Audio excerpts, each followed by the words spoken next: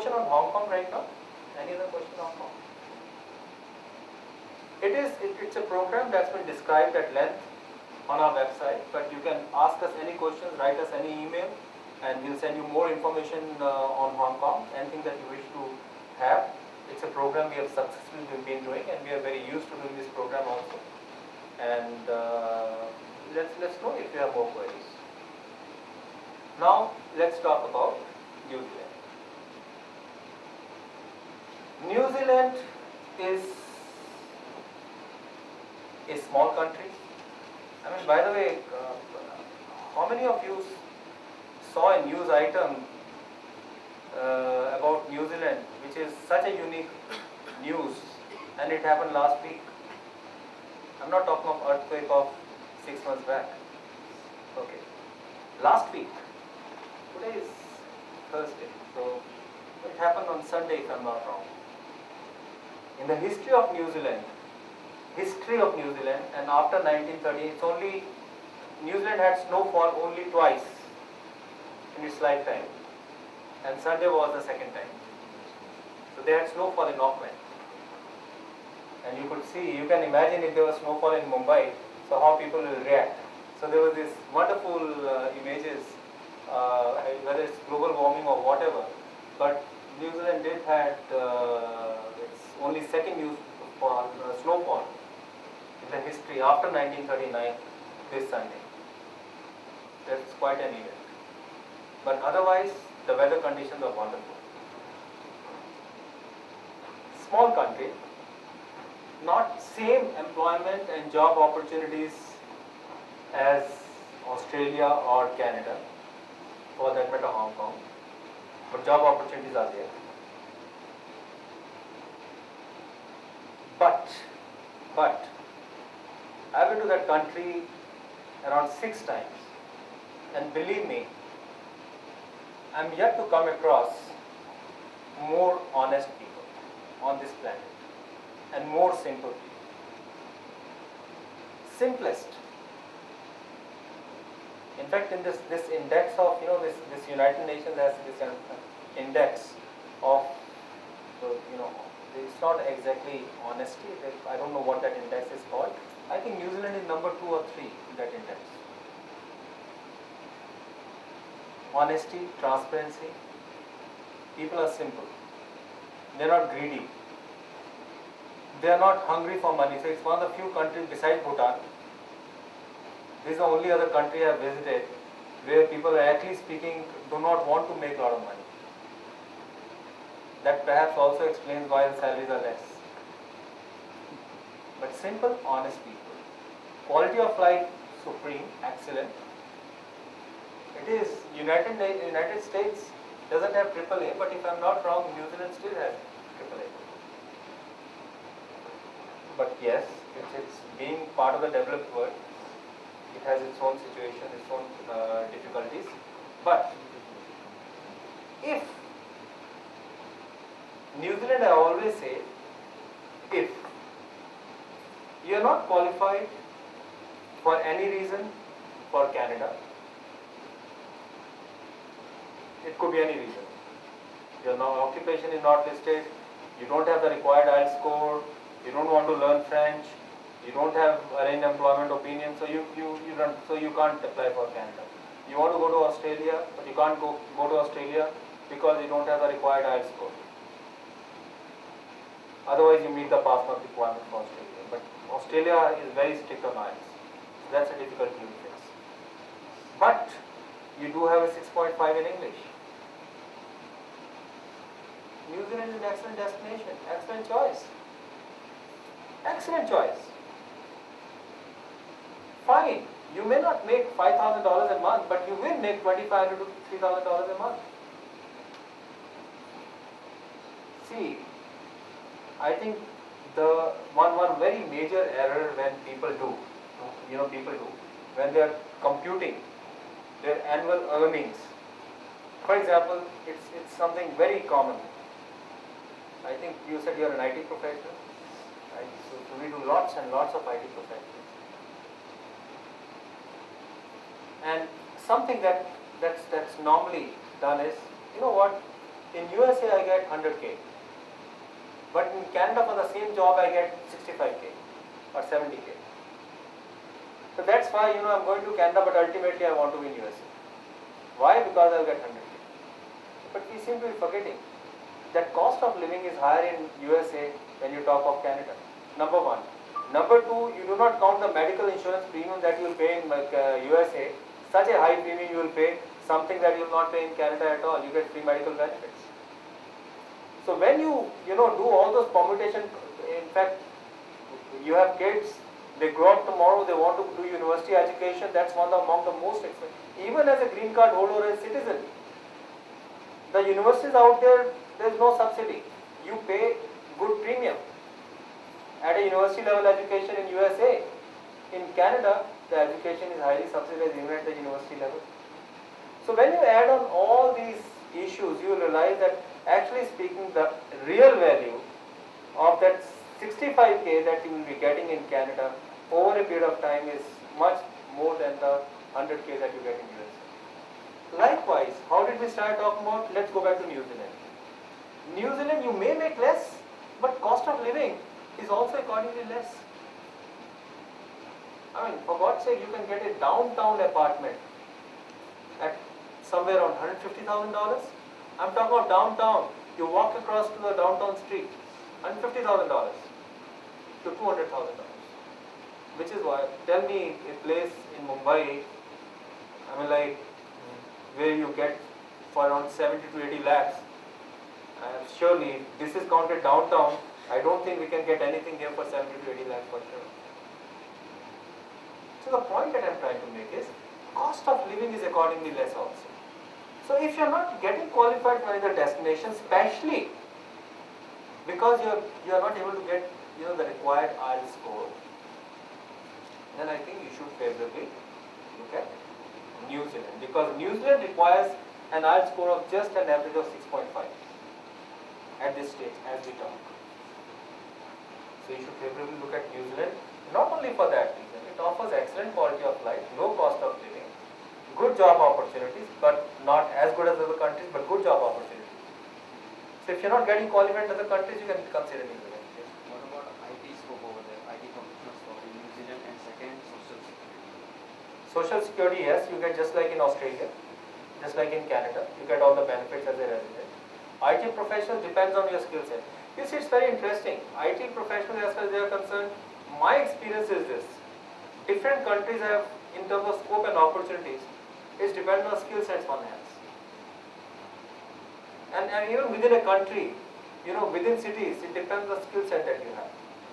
But my understanding is that, depending on, if you take a very generic view, my understanding is if you are related to financial services, you should do well. In New Zealand, IT side, I'm talking about. If you are related to SAP or you relate to PeopleSoft, I think yes, opportunities are good. Don't forget also that in New Zealand is also back office, in very major back office for Australian companies. New Zealand is your, for Australia, in fact, a preferred back office destination for major Australian companies. And as a New Zealand resident, by the way, you can also work in Australia, but in a different context. How you work? So you are a New Zealand resident. And one of the easiest way to work, in fact, we have so many clients who took the New Zealand resident visa because their ultimate interest is in Australia. So, but they don't have the required IELTS score. But if you want to have a work permit, then you don't need an English test score. So if an Australian company wants to hire you as a professional and they want to issue a work permit for 2 years, you don't need to give an IELTS test. So you're working there for 1 or 2 years or for a particular project. So what you do is, as a New Zealander now, getting that particular offer from an Australian employer is much more easier when you are a New Zealand resident than when you are an Indian resident. So what New Zealand residents do, they take visa, they go to New Zealand, which by the way, if I was in your place, perhaps if I take a New Zealand resident visa, I will stick on there for at least 2-3 years. what is, somewhere along the line, each one of you should also identify what is it that you're looking out from immigration. What is the objective behind immigration? That's another confusion I've seen when people take the decision to immigrate. Most of the time, they're not clear about the objective of immigration. Is it you want to make more money? Is it future of your children? Or is it living in one of the most beautiful countries in the world? New Zealand is one of the most beautiful countries in the world. And living with people who are loving people. If the objective of your life is to have peace at heart and in mind, you want to live in a stress-free, tension-free environment. If you say that, my objective of life is this, yes, I should make money, I should be able to have a good quality of life, plus I should be perhaps be able to have some savings for a rainy day, but that's it. Then New Zealand is a wonderful destination. Take a New Zealand resident visa and make it your permanent home. There's nothing wrong in that. But still, as a New Zealand resident, you have an option of going to Australia. This is how some people plan, including some New Zealand citizens, those who are born in New Zealand. Funny thing is, that's what I say. The whole world is now a village. New Zealanders are migrating to Australia. Australians are migrating to Great Britain. Britishers are migrating to Australia. Europeans are migrating to Quebec. God knows what's happening in this world, and we Indians want to go to these countries. It's very interesting. What I'm talking about is very interesting. It just talks about this human nature.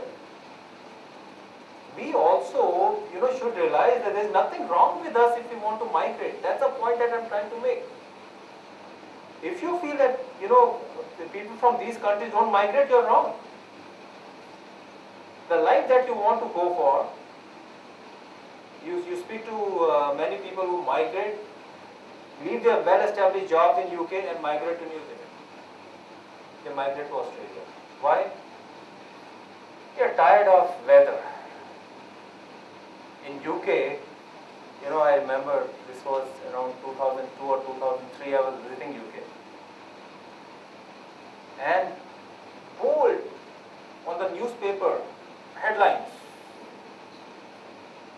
UK is having the best summer in last 20 years. This was around 6-7 years back. Now you say best summer in last 20 years, what it means?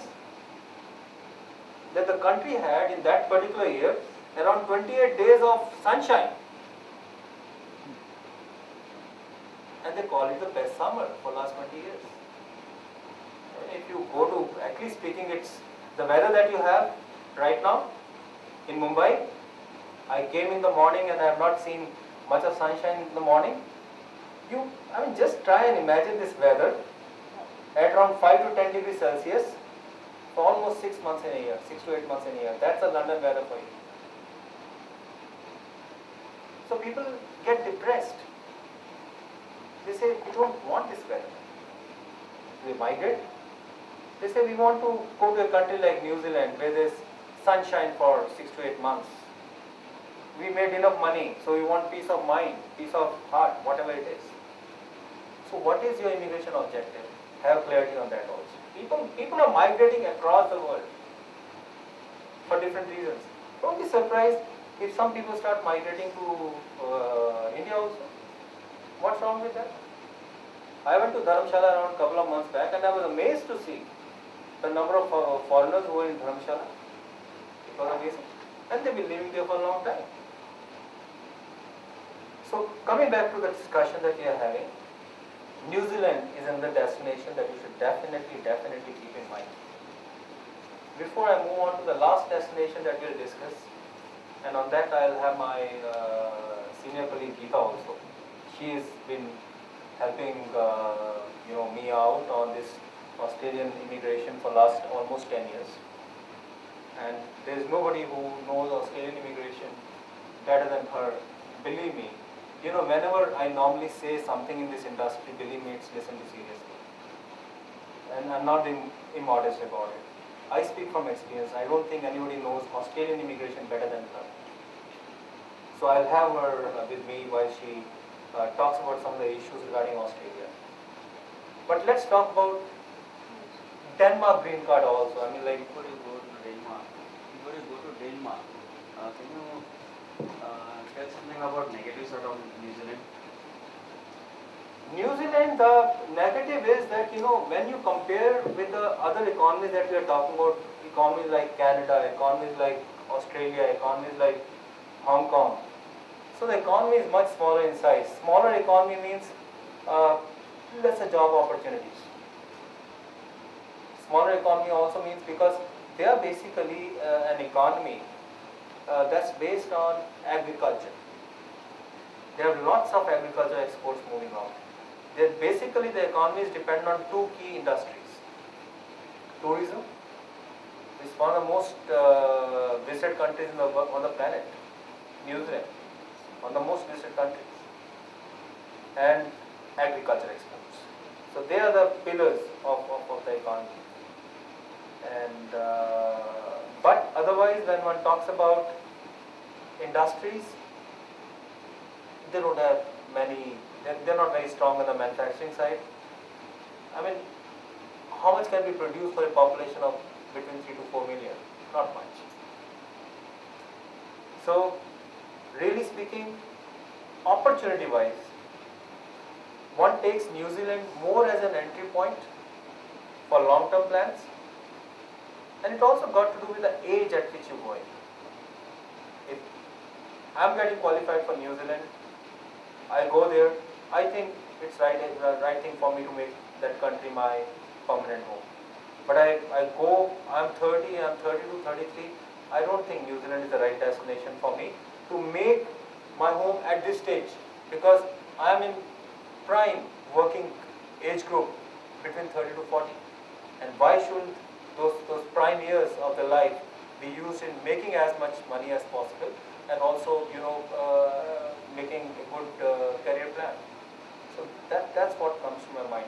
So New Zealand one can look at as a good entry point. If you're not getting qualified for one reason or the other in other destinations, what I say is this: don't waste time.